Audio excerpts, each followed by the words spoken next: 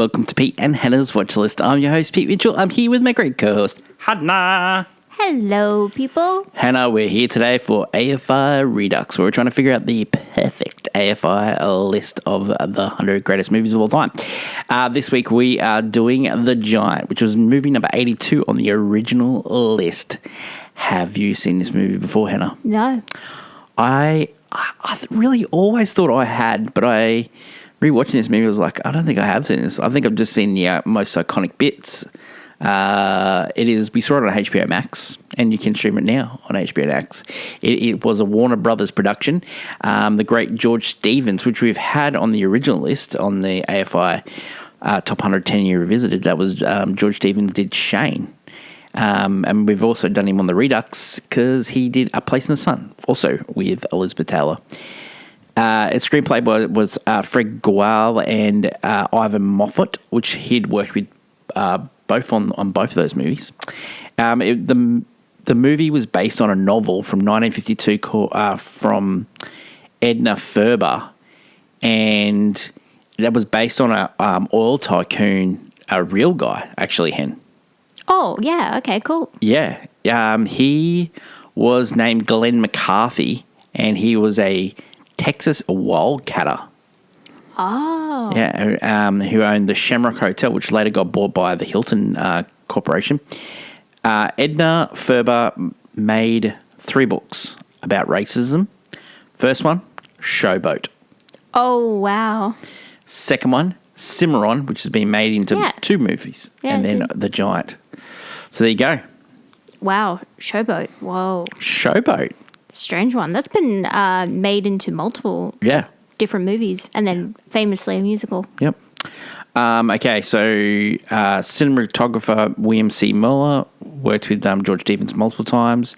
Edited by William Hornbeck. Dimitri Timokin. Timokin?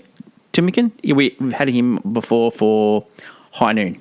Ah, incredible, yes. Yeah. Great score here. Okay, so the movie, distributed by Warner Brothers, it was their most expensive picture to this date. Held the record for the highest box office for Warner Brothers up until Superman came along. Oh, of course. Yep, the original Superman. Yeah, yes. Release date was October 10th, 1956, and goes for 201 minutes. We're going to go into that. Someone doesn't like the runtime. The original budget for this movie was $2 million, but it ended up being 5.4. Stars of this movie, Elizabeth Taylor. Now, that originally was supposed to go to Grace Kelly. I could see that. Yep. But I think Grace Kelly chose High Society instead. Well, as her final film. Yes. Yes. Yes. But Elizabeth Taylor definitely supposed to be in this role. Yes. Yes. Yes. Because High Society is her final film that she does before she becomes, princess. Yeah. Rock Hudson played the title role.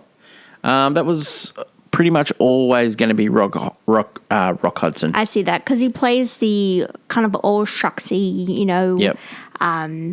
Texan really well. He's done it a couple of times. Yep. We'll go into your thoughts on Rock Hudson a little bit later. James Dean plays Jet Rink. Mm-hmm. Now, James Dean died on the... Before the film finished. Before the film finished. He got most of the work was done. He... only person in history to be nominated for 2 Oscars past their death. He was nominated for... This and Rebel Without a Cause. Ah. So it went Rebel Without a Cause, and then it went this. Wow. Yeah. So twice, back-to-back years. Wow. We'll go into the James Dean legacy. We'll go through this. Carol Baker, she played Luz Benedict II, and we saw her as the mum to the baddie in Kindergarten Cop. Wow. She's the one that runs over the partner. Chill Wills, I wanted to go into him.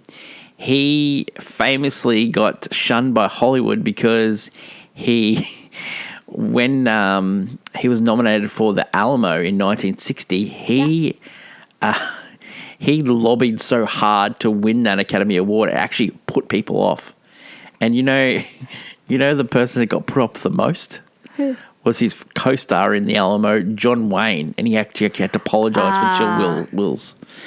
So there you go, Chill Wills. Mercedes McCambridge, who played Luz Benedict, the older version of that, she won an Academy Award for All the King's Men. Oh. Also got Dennis Hopper in this movie. He played Geordie Benedict III, and we've seen Dennis Hopper on Easy Rider. Yeah, he was. Yeah. I think his most iconic role is Speed, personally, but anyway.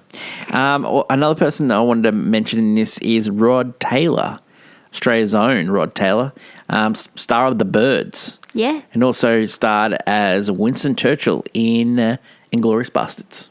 Oh, yeah. Oh. There you go. Wow. Oh. Wow. Okay, Wait. movies of 1956, Anna. Yeah, tell me about them. All right. Yeah. I'm going to throw some out for you. The Eddie Dudgeon story. Okay. The Tea House of August Moon. High Society. Incredible. Love it. 10. Which is a remake of The Philadelphia Story. Yeah. But as a musical. Yeah, which we had on the AFI 10-year revisited list. War and Peace. Oh, wow. Big. Leo Tolstoy's War and Peace. Trapeze. The King and I. Oh, love it. Yeah, great. Rogers and Hammerstein. Seven Wonders of the World. Okay. Winner of the Best Picture. Giant, which is the third highest grossing movie. No. Sorry, not Seven Wonders of the World didn't win Best Picture. Around the World in 80 Days won Best Picture. And 10 Commandments, the Cecil B. DeMille big epic, Charlton Heston. Wow. The 10 Commandments, yeah. Probably watched that movie more than any other movie as a kid. They used to play that movie ad nauseum on TV. They still do. I'd never watch it. Oh, on Hannah, the Fox Classics on the. Hannah, you're missing out. Oh, you're missing out. I think I'm good. Sure. More of a Ben-Hur. Sure. This movie filmed in Maryland, also Virginia, and then Marfa in Texas. Oh. And then a lot of it was filmed in Burbank, California as well, because they did the airport for the Jet Rink Day was filmed at the Burbank airport. Yeah, that makes sense. Yep. Russian-born composer did the music for this. Had to be Timokin. Timokin? Sure. Yeah. Sure. Yeah. Jacko Warner, he really wanted to make this picture the huge, grandest picture of all, and he got his way, didn't he? He did. It was pretty grand. Yeah, it was pretty grand. It was pretty grand. This movie was released on DVD in 2003, and some of the research for this movie was from those documentaries. It has had a 4K release in 2022 as well. Yeah, okay. Critics, okay. Tell me about it. Texas people, I didn't think they'd like this movie, but they loved this movie.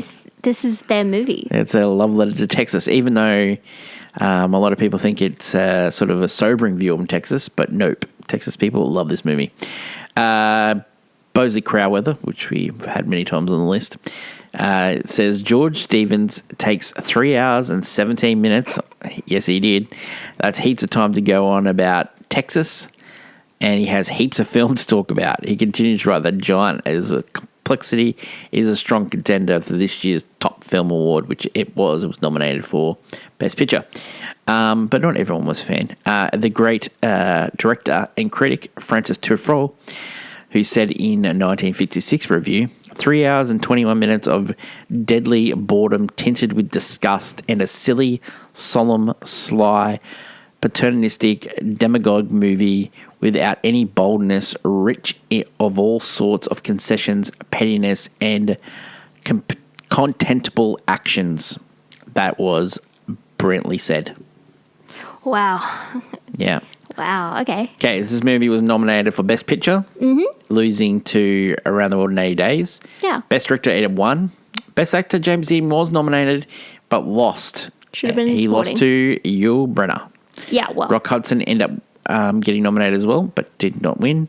Supporting actress, Mercedes McCambridge, got nominated for that small little role. for being a real biatch to that horse.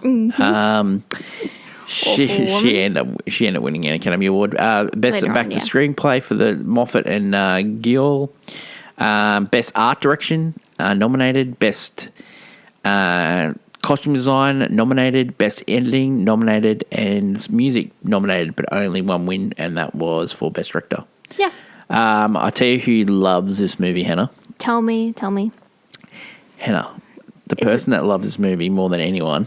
Is someone I know? Yeah.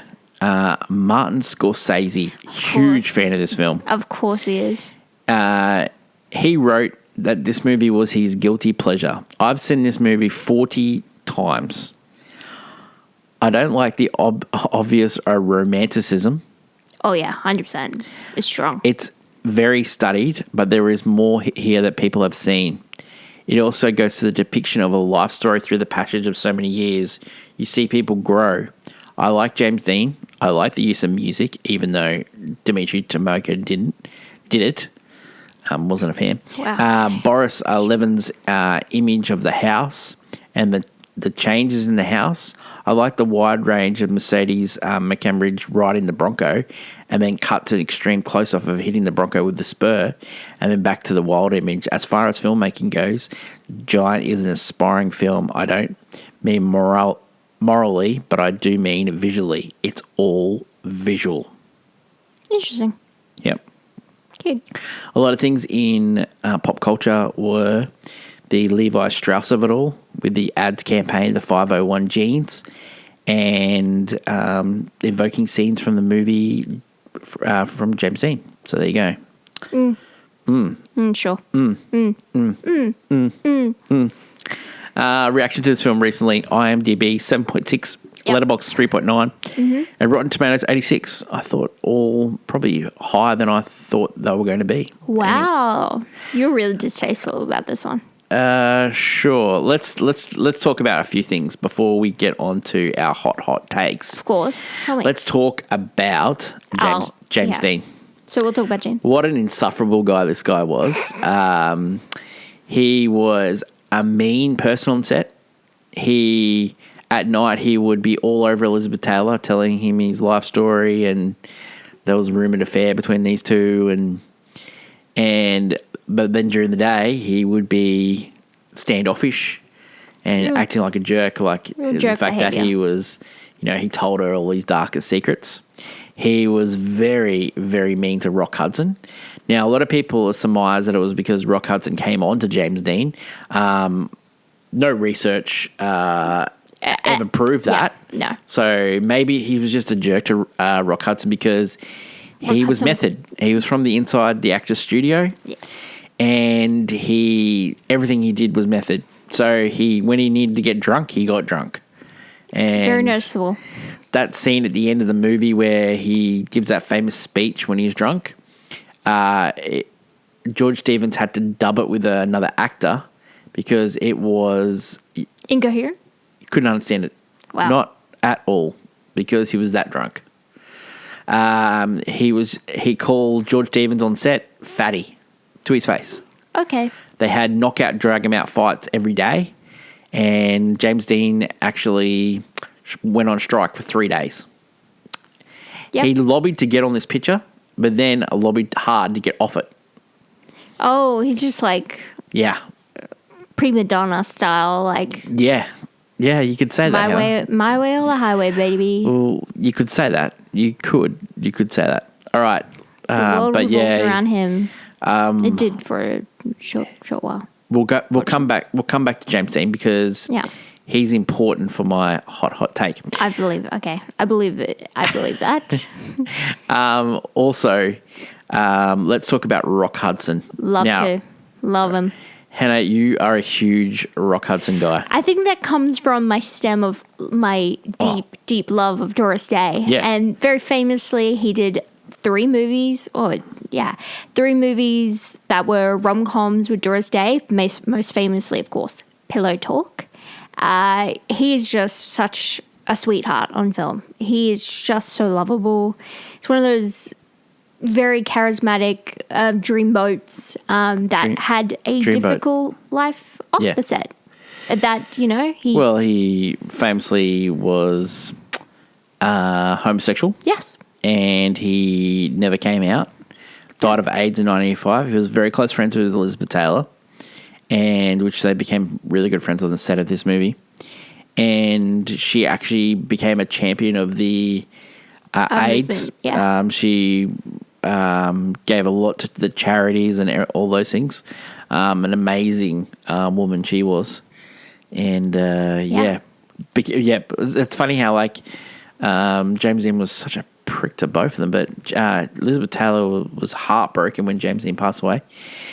She was never forgave George Stevens because they made her work on the day he died, and then they closed down the movie for 2 weeks, and she never forgave George Stevens. They had a close relationship before this movie because they'd worked in A Place in the Sun, and she thought it would be very... When Grace Kelly turned George Stevens down for this movie, he went straight to Elizabeth Taylor because he wanted her to be in this movie. But it's tough. It's tough. It leaves a distasteful... Yeah, it's distasteful. It's funny how, nothing has much changed. There's a lot of actors in Hollywood that still haven't come out. It's even though gay marriage is accepted... There's a lot of gay characters in culture. It's no longer illegal. Well, not in. There are some places. Countries, some countries don't. Yes, but it's funny. It's funny how people still. There's still stigma about it. Whether people don't come out because it could ruin their careers. 100%. I mean, there's literally even like TV shows still delve into that as recent. And so Rock Hudson bravely, he just did his job. He was a great actor. He was very lovable. He was. Guy. Okay, let's go to hot takes now. Last week we did a segment about the best picture nominees. We continue to do that this Thursday on Movie News.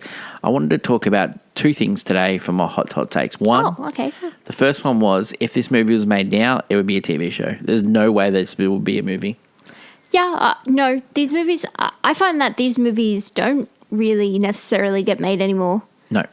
Because melodramas, it's a melodrama. I think Godfather would be exactly the same. They wouldn't make that into a movie either. They'd make that into a TV show. That's what I'm saying. Melodramas don't work anymore. Yeah. The public can't sit there and get engrossed in there's no way in the history life of mankind people would sit there for 3 hours and 20 minutes. And this was like a really studied piece. It wasn't like a bam, bam, bam, there was long periods of this movie where James Dean's not in it. It's not like Oppenheimer, which is like almost a cacophony of like sound and music. This is just a slow burn. Didn't you think throughout the movie, it's like, Elizabeth Taylor, what are you doing with Rock Hudson? He does not deserve you at all.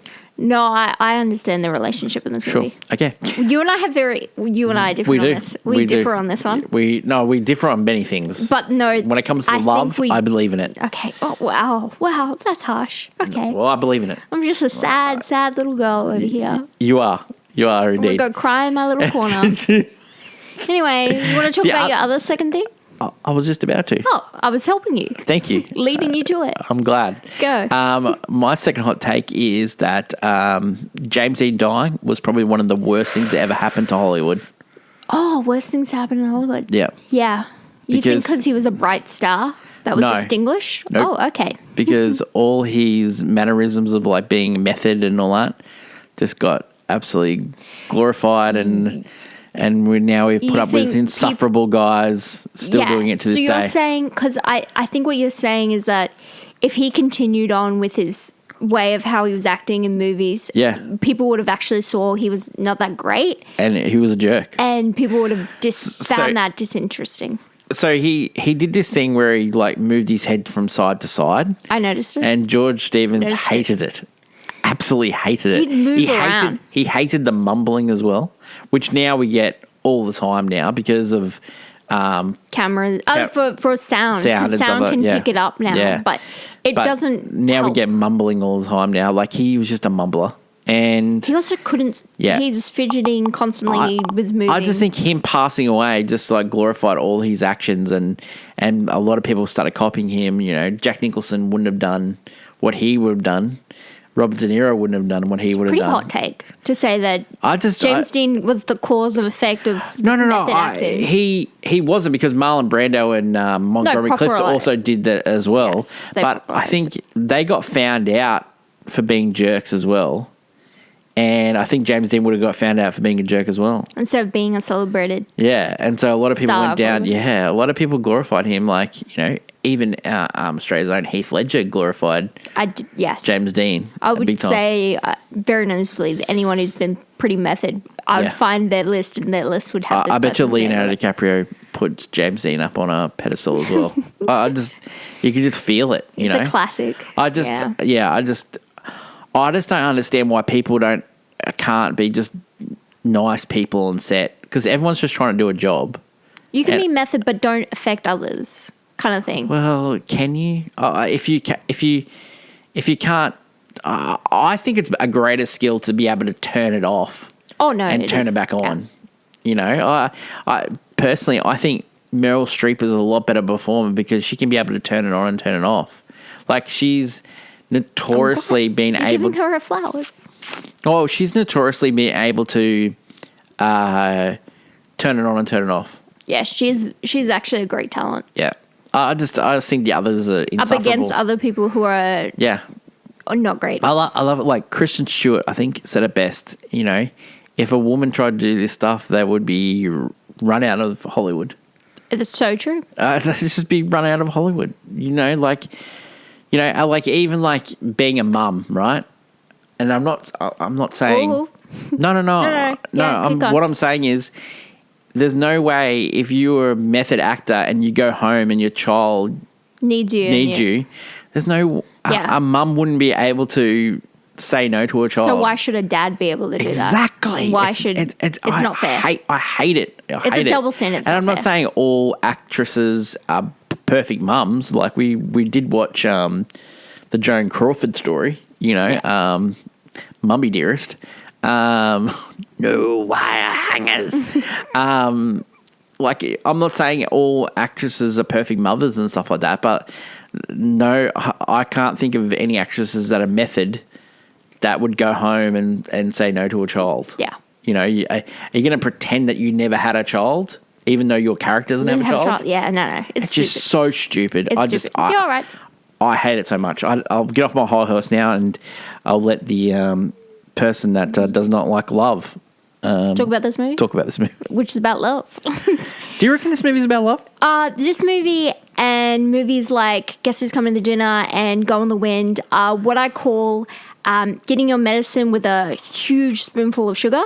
This movie does kind of talk about racism, put it in the spotlight, but it's like, here's this lovely family drama to give you instead. So you're having your medicine, but you actually are being coaxed into. Do you think? And that's what this movie is. Do you think the entire movie he was just trying to get her? So I think initially, she was like a horse he wanted to tame, right? Yes. Because she was a wild stallion, yes, right? I like it. He goes to buy a stallion. Who's like this 10 grand stallion. Yeah. And the only one that can ride him is her. Yeah. And she immediately works her charm on him. She immediately shows her values, what she believes in. But you know what I love about her in this movie? She researches Texas. Yes. And she works on him constantly through their marriage, and they grow. And I think it's kind of really interesting. And when she says at the end, this is the most I'm proud of you. You're finally the hero you always wanted to be for me. Oh my God, that's a great line. I think there's something really cute and sincere about it. Yeah. That's similar to like your Guess Who Coming to Dinner, You're Gone with the Winds, where it's like it romanticizes the idea of like the Texas and the family values, but then it's like, in reality, there's this like terrible thing, like the Texans took. From the do you think using the Hispanic people. Do you think if this movie was made now, they would have made?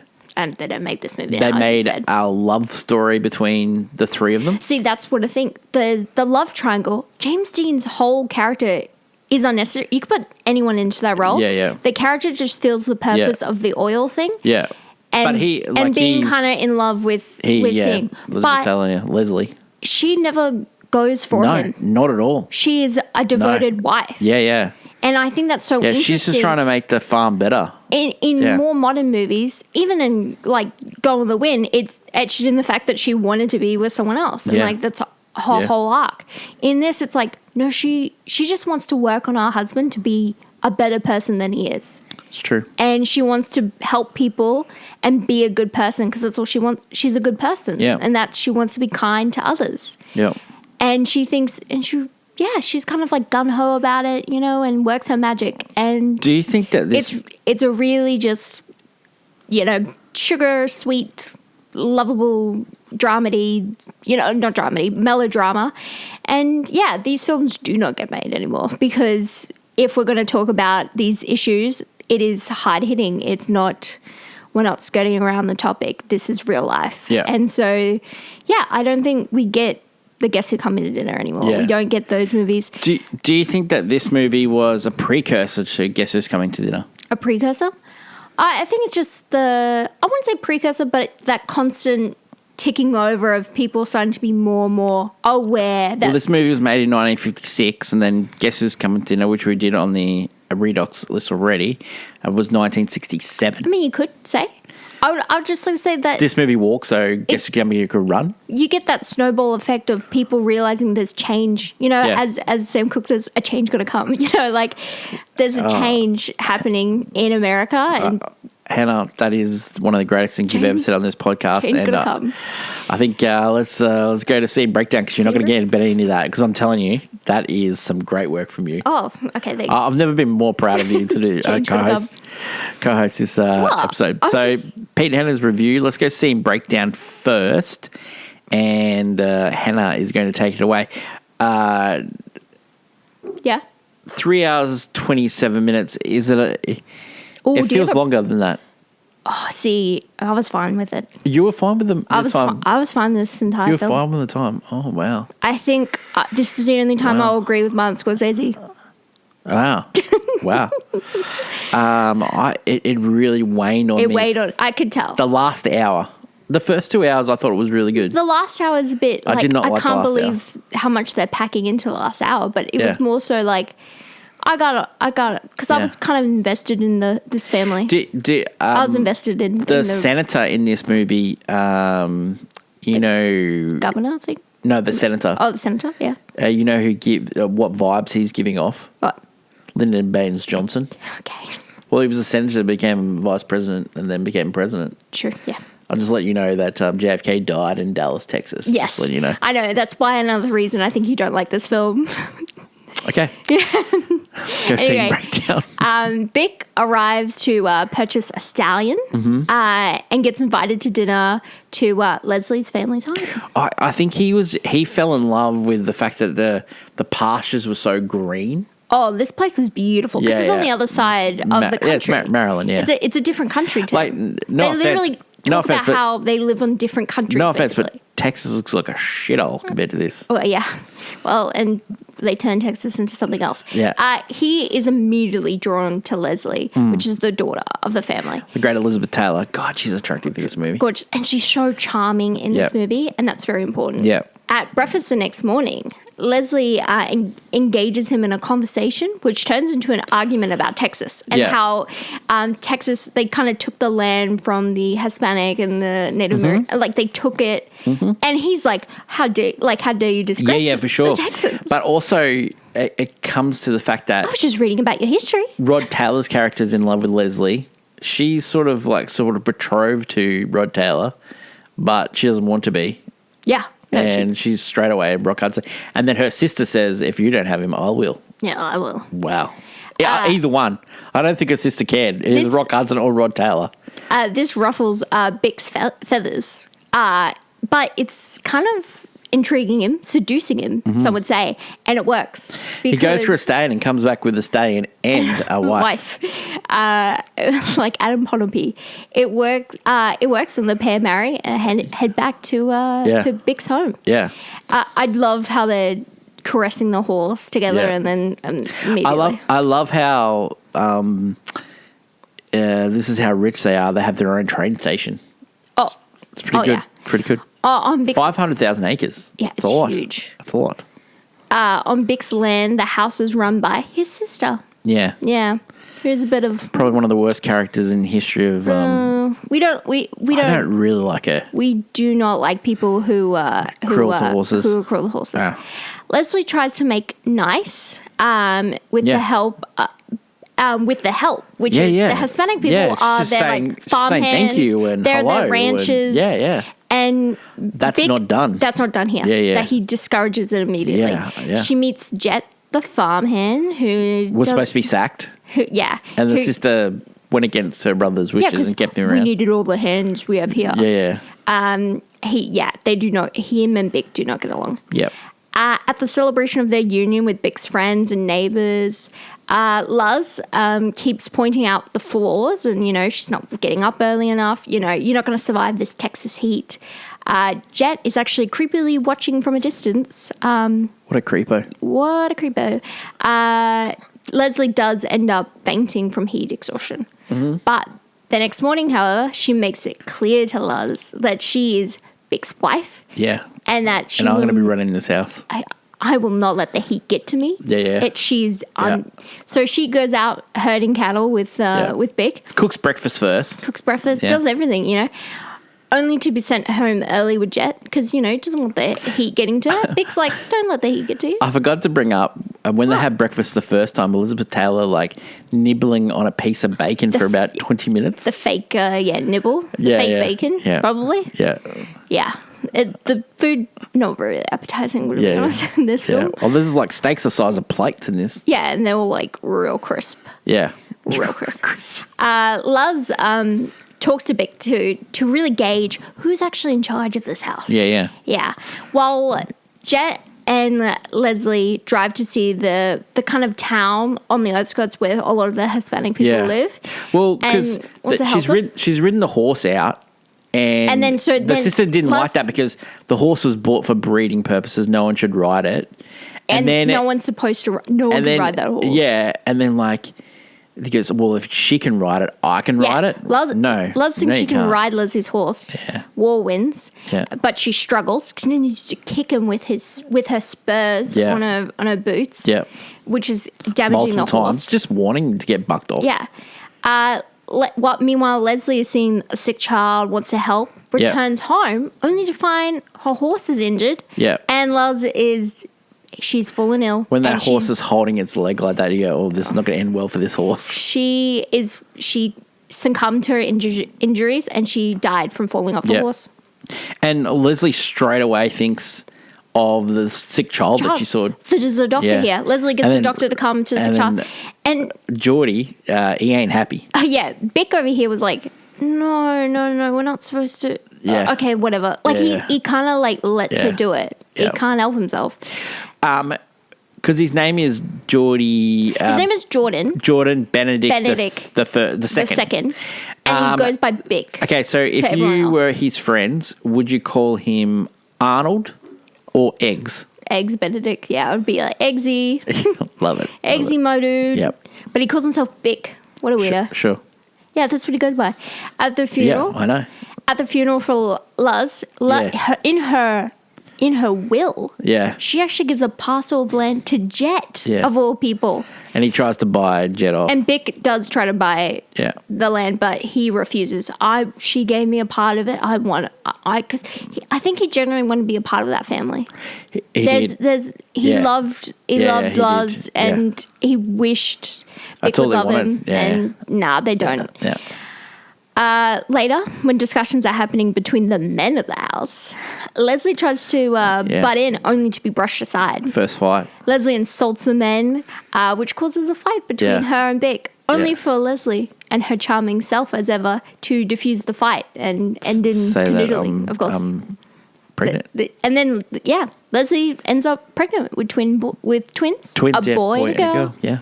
She also has brought a doctor help to help the people living in the little town off the outskirts. True. Yeah. Leslie meets up with Jet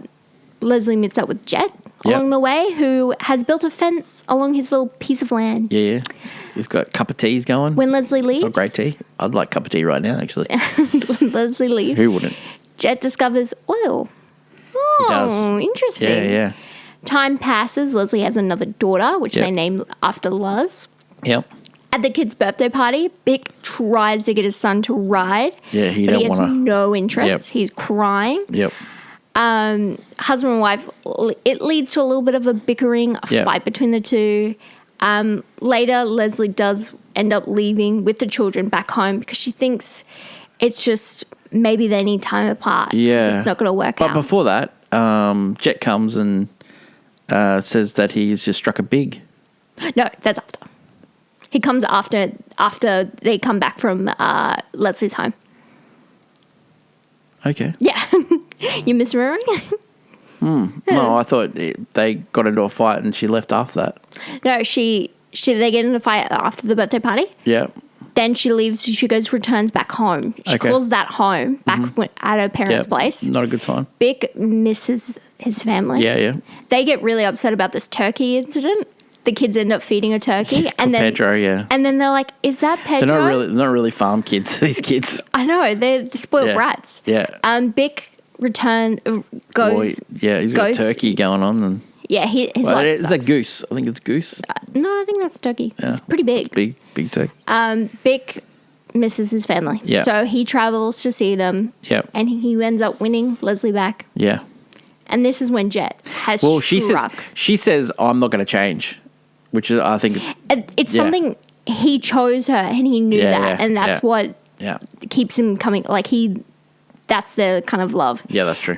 Jet has struck oil, so That's true. And he comes and visits him, and he's like, buddies, boys, listen to me.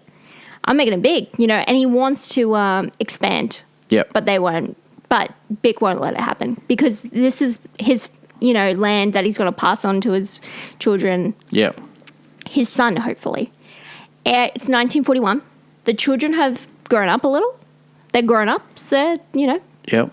Their daughter, Judy, wants to become a rancher and marry a guy. Yep. While their son, Geordie, wants to be a doctor. Yeah. Leslie and Bick work their way on each other to let their children do what they want. Only in Texas where you let your family down by becoming a doctor. Yeah.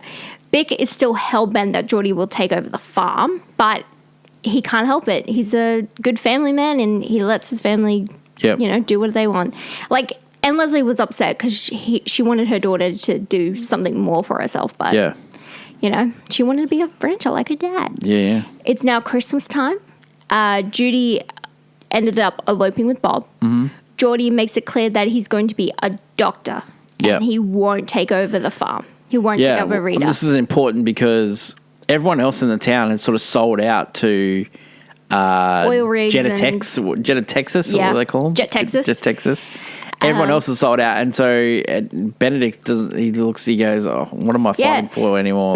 Bick tries to give the job to Bob. Yeah. And he turns him down too. He says, he's refusing. He's like, "I'm going to enlist, and then we're going to start anew, fresh, with a little tiny farm of our own." Yeah. Pretty dejected, Bick lets Jet expand his oil business. He lets them become oil people, take over the land. Yep. The family become extremely wealthy. Wow. And you can see that Texas wealthy. The slight changes in the house throughout the whole movie. Oh, yeah. The movie was sort of gothic-like at the start. It was gothic-like with just dirt. Yeah. Nothing, no life. Eventually, as the family grew, they grew a grass patch around the house and a flagpole. Yeah. And the house got whiter and whiter. And then as soon as it became uber wealthy, they had a tennis court and a pool. There's a couple of things in this, right? So it seemed to me that all the people that were playing Hispanic people in this movie were Hispanic in origin, but they make them up as darker. Yeah, it's the same. And then they made the white people, because I know for a fact Rock Hudson and Elizabeth Taylor had tans. Yes. They made them whiter. Yes, so it's very similar to West Side Story with Rita Moreno. Yeah. Which makes no sense, but Well, Hollywood tried to really hammer in, this is what these people look like, this is what we look like, kind of thing. Geordie actually ends up marrying Juana, which is the daughter of the doctor that actually helped in the village. Unfortunately, there's a cute meet cute there where there's like a spark. The Christmas party. Yeah. Unfortunately, Angel, who was the sick child cared for, Angel. Angel, Angel. who was a sick child cared for earlier. Yeah. Died in World War II. Yeah. Yeah, Angel was actually a great ranch hand, and Bick really cared about the kid. Yeah. He was really upset by his death. So what happens is that Jet is actually hosting a lavish grand opening of his new hotel. This guy, Jet, owns like most of the town at this point. Yeah, most Texas. And He is the wealthiest guy. Bigger than Texas. But he's got nobody. Yeah. Except daughter Luz Yeah. likes Jet. Kind of sees he's a sad man and he needs companionship. Yeah. But during the party they're talking, he's getting pretty drunk at this point. Yeah. He actually ends up proposing to her. Yeah. She turns him down because she's got a good head on her shoulders and she's like, debatable. I don't know about this guy. No, debatable. She cares about caring for him, but she's like, this guy ain't right in the head. No, That's something I wouldn't say she's got a You great. would. I wouldn't say she's got a great head on her shoulders. She went to go back down to him. what we find after her out father. is that Jet has refused admittance to people. Any Hispanic people. Not Yep. good people. Yeah, not people on the right side of tracks, even though he was poor. Yeah. And Yeah. he actually cared for it. Makes no sense. Yeah, it makes sense. He definitely changed as money changed him. Hannah. Yeah. He was always racist. He just wouldn't let himself be. No, he was always Oh, no, racist. yeah, because they make it. Yeah. She points it out. Yeah. And she was trying to Leslie say. points it out. She was trying to say to him, "Hey, you know how it is when people look down on you and stuff like that." It didn't. Leslie pointed it out earlier how Yeah. him and Beck are very similar. Yeah. Yeah. 100%. Juana actually wants to get her hair done at the beauty parlor. Yeah, only to turn Get down. turned away, yeah. Appalled, Geordie races to find Jet. Yeah. Who is absolutely intoxicated at this Yeah. point. Yet still but Jet manages to punch him out. Because some people holding back, so he doesn't really get a fresh shot at him. And then you're like, no fair shot. and then Benedict says, "Oh, let's get it all." Yeah, Bick is like, gets Jet alone in the pantry. A wild random cat scurries into frame. It's so weird. That was so weird. It's like, whoa! Yeah. A cat fight is about to start. So I would say, seeing nothing but a shell of a man. Yeah. Bick is like, there's nothing for me to do here. Yeah.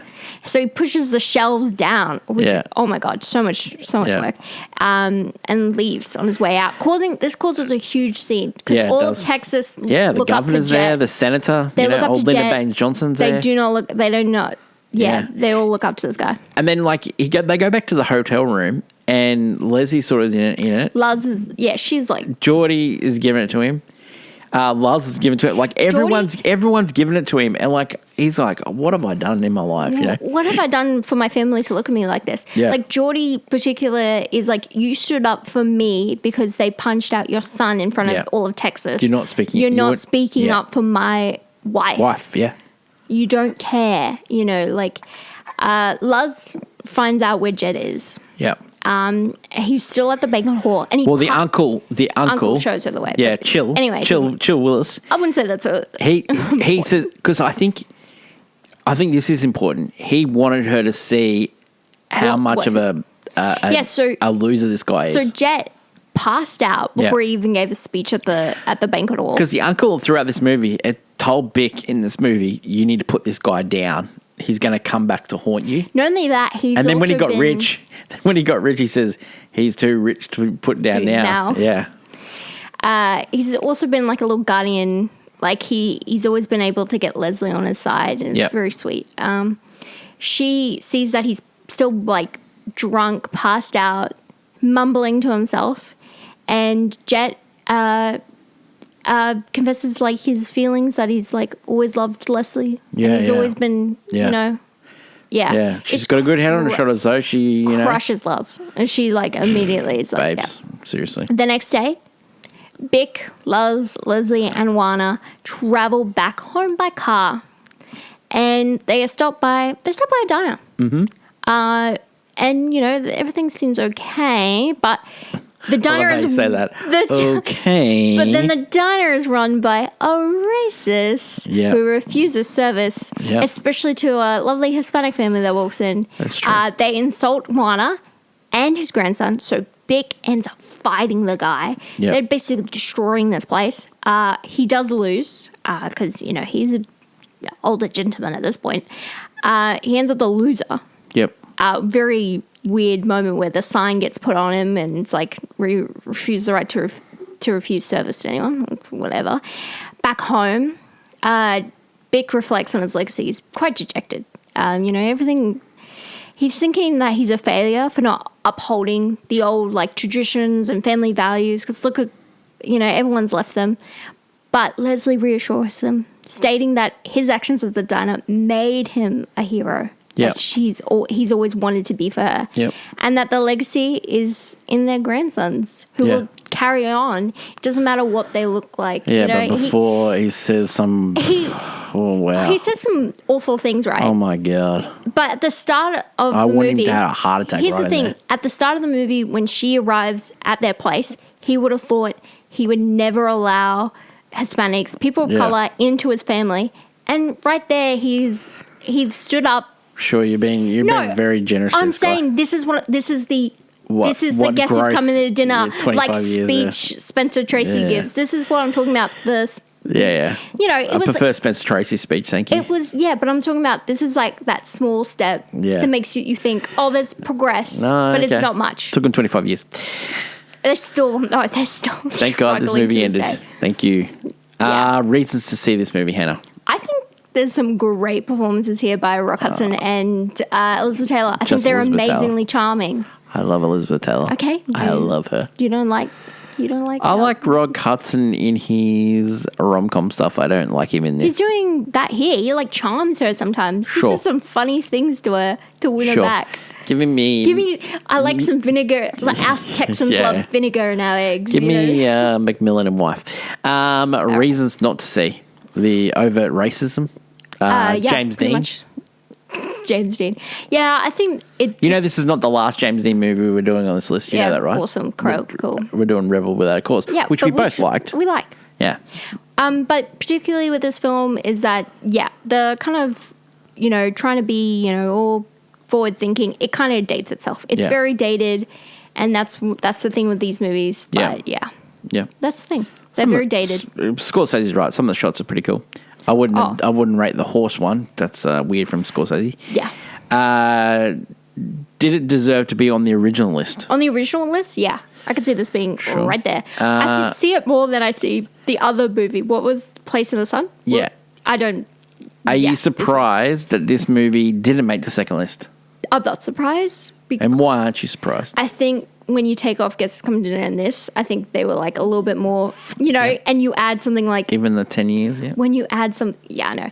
But you add something like Do the Right Thing and it's like, oh, we're starting to realize that maybe these spoonful of sugar ones don't work.